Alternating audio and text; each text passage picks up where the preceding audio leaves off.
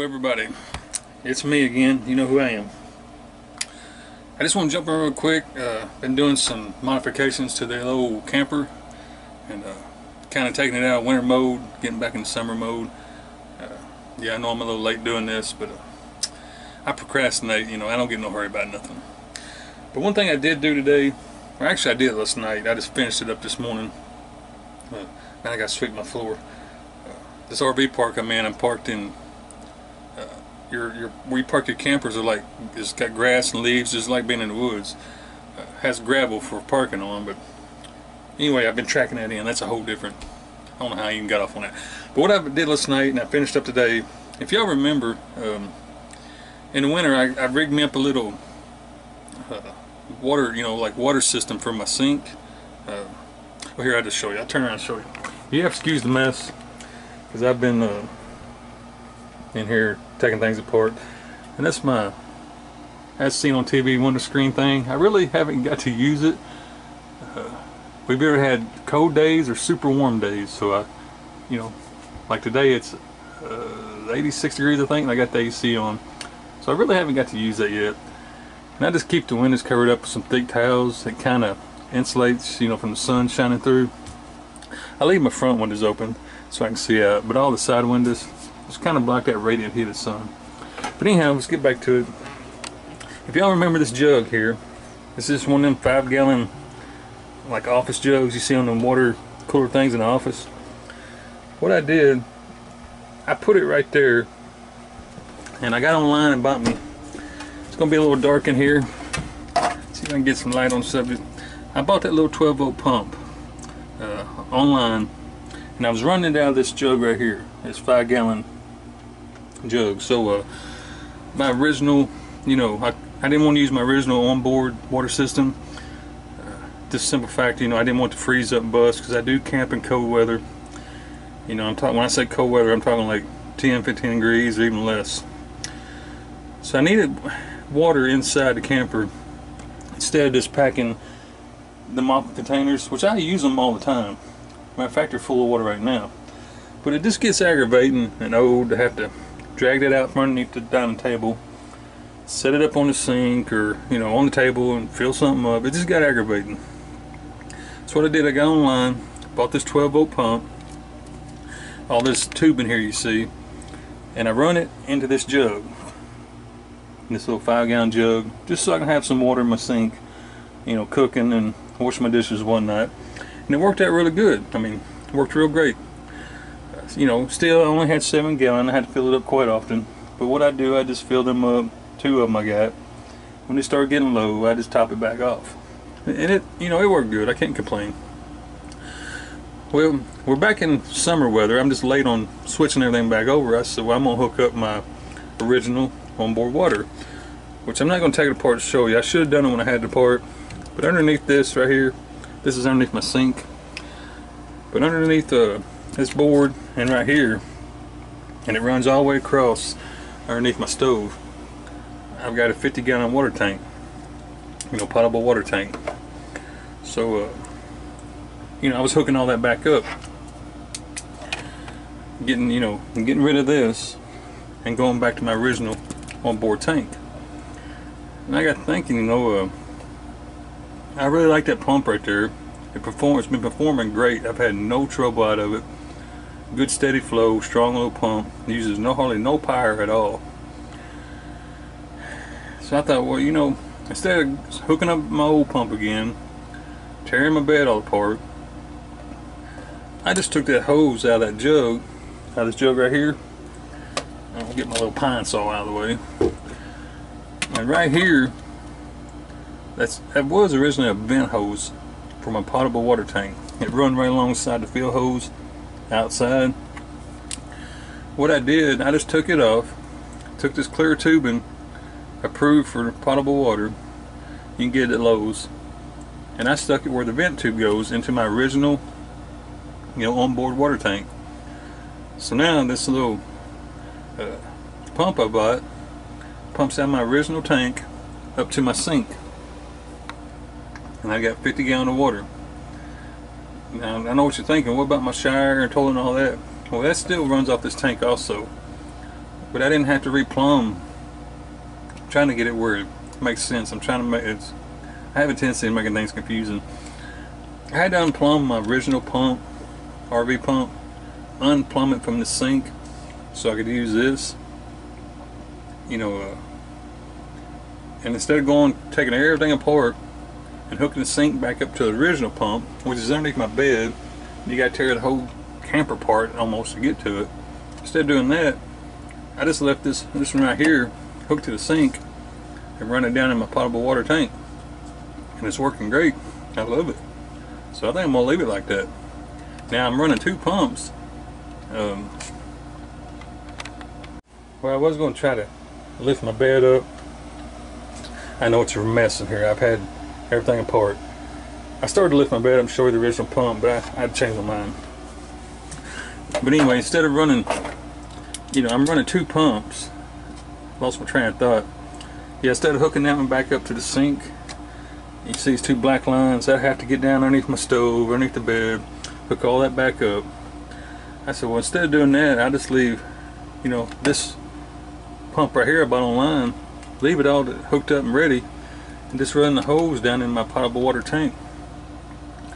And then whenever I want to take a shower or use the toilet, that activates my original pump, the pump I got back here. So pretty much what I've done, I've added a pump to my system. I got 2 pumps in my system now. This one runs the sink, and the original one still runs the toilet and the shower. And I've got them both, they're both still hooked up to, now this is an older camper, this is a 1980 model, so I don't have all the fancy gadgets, the new ones. That's the original voltmeter for your batteries, which I don't hardly use it. It works. If I can get turned around here, it works. I just get a focus. Yeah, see, I mean, it reads it. I just don't ever use it. I've got that LED one. I don't know if you can both see it, but underneath my bed, it ain't gonna focus on it. But anyway, I got that LED one to read my batteries. So here's my furnace. You know, you all gotta remember this is a 1980 camper, and this is my lights. Well, not all my lights. It's that light right there. If it'll come on, then you know I can change colors, whatnot. But that's what that little control right there is. But back to the water. Here's my, it says compressor switch. It's the water pump. Now this is originally for the factory onboard water pump. That one I bought offline and bound at the sink, I just went ahead and hooked it up to the switch too. So when I turn that button on, both pump, you know, it turns both pumps on, which the original one underneath the bed don't run unless I use the shower or the commode. Oh, it must have been on already. So it's been on this whole time. I keep forgetting to turn it off. But here's the one underneath the sink. Works great. And if you're wondering why I'm not using the original sink, because it's, I mean the faucet, it's not efficient at all. That thing probably dumps out, man, no kidding, probably like 2 gallons a minute probably. I know I can get a fitting to go on the end and all that, I just don't want to do it.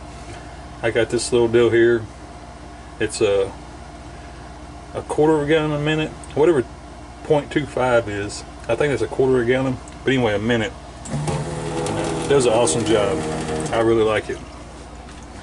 Runs off that pump down there in the dark. And I always try to remember to turn my pump back off, because it, even though you're not using it, it still puts a little bit of draw on my batteries. And plus, if I have a small leak of any kind, the pump's on, you'll lose pressure and start pumping, because that's how well, most of y'all know that's how these pumps work. They work off pressure switches. So when the pressure drops, it kicks on to pump water. So for some odd reason, if that was to start leaking, or maybe the one underneath the bed started leaking, and I've got the switch on, I'm gone somewhere, that pump's going to kick on, and it's going to pump my tank dry right out here in the floor. So that's the reason I always try to turn it off when not in use, just for that reason there. But yeah,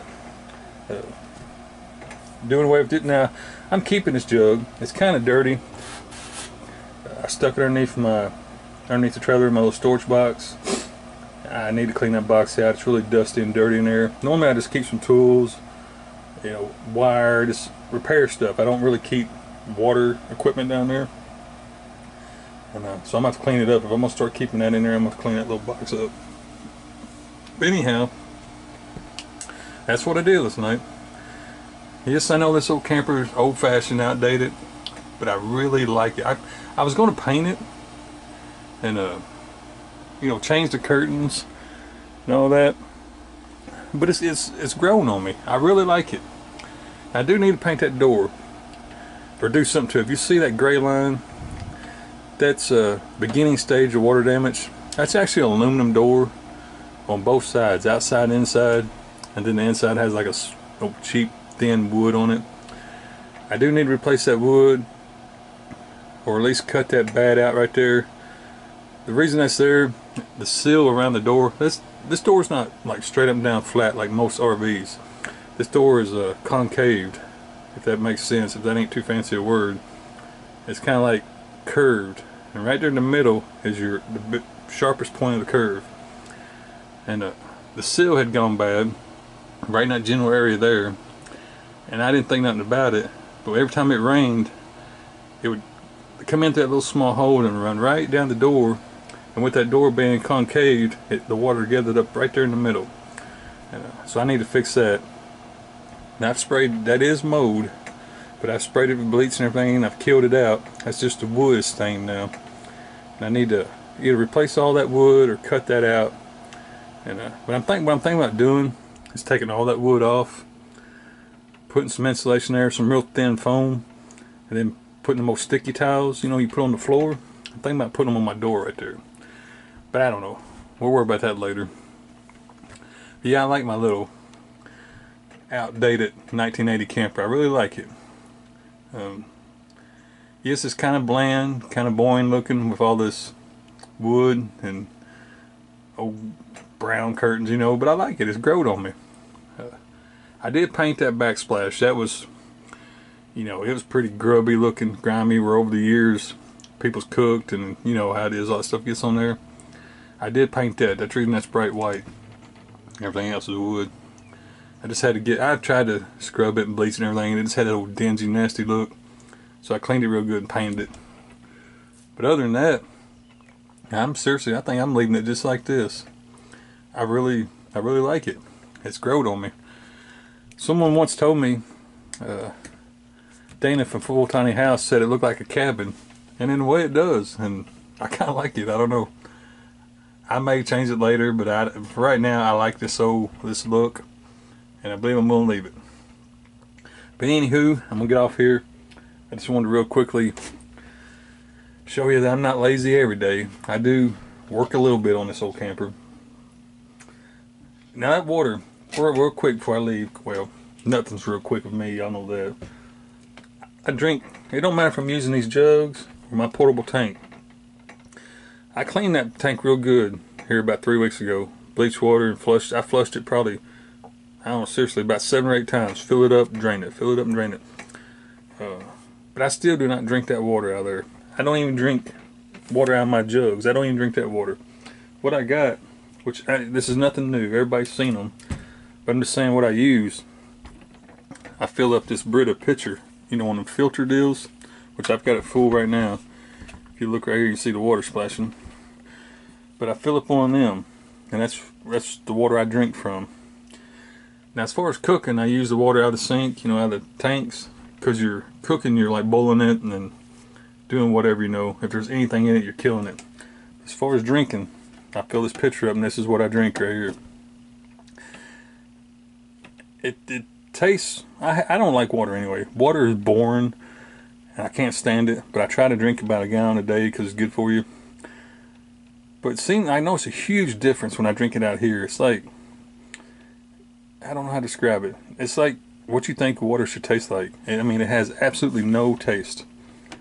I mean, out of the sink, whether it be faucet at a restaurant or faucet right here in my camper, it has I don't know how to explain it, like a minerally taste, minerals, or, you know, there's some kind of, you can tell you're drinking something.